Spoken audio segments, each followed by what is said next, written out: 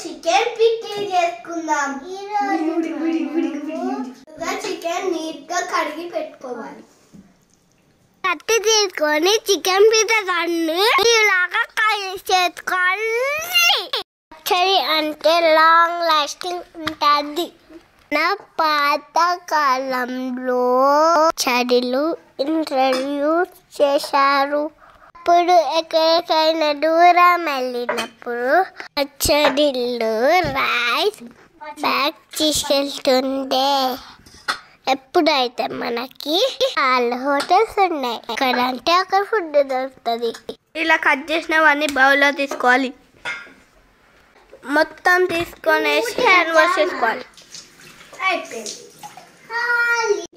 ఇప్పుడు తీసుకొని వేయాలి. వేసుకోవాలి. నేను పల్లి ఆయిల్ యూజ్ చేస్తున్నా. చేసి యూజ్ చేసుకోండి. అన్నయ్య కలుపు. అన్నయ్య ఆపు. అన్నయ్య ఆపు. ఒక్కరికొత్త ఎంత మంచి కలుపుతున్నావు అన్నయ్య.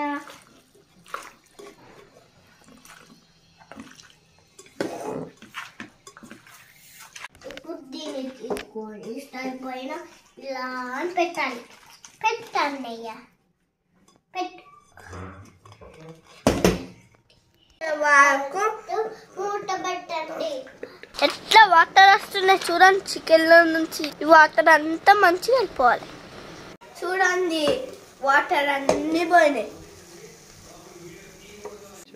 ఇప్పుడు దీన్ని సైడ్ కి పెట్టేసుకొని ఒక గిన్నె తీసుకొని స్టవ్ పైన పెట్టుకోవాలి. టాయిస్ తీసుకున్నాను.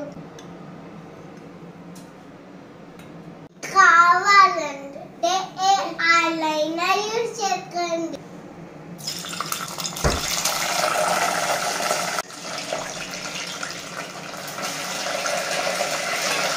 ఆయిల్ వేడి అయిన తర్వాత పక్కన పెట్టుకున్న చికెన్ వేయాలి.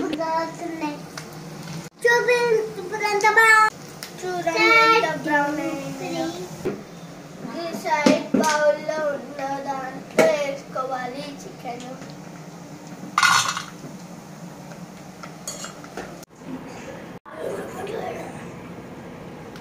ఎక్సర్సైజ్ అంతా రిమూవ్ చేసి గార్లిక్ పేస్ట్ వేయాలి.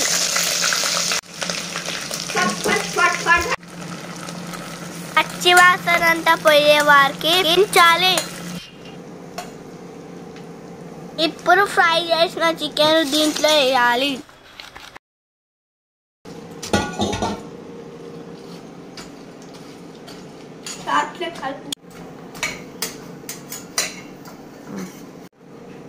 ఇప్పుడు కొరియాండర్ పౌడర్ వేయాలి.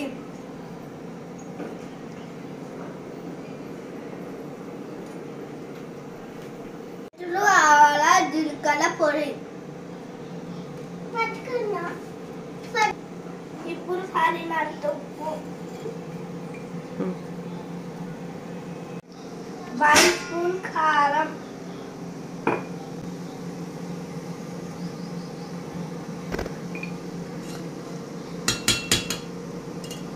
ఇట్లా బబుల్స్ వచ్చే వరకు ఉంచాలి.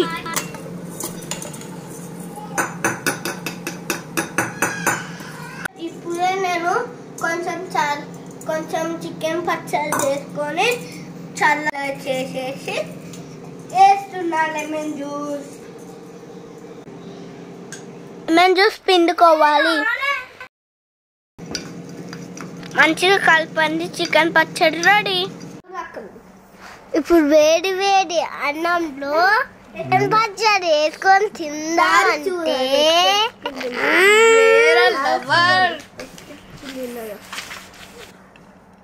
చూడండి తింటుంటాయా.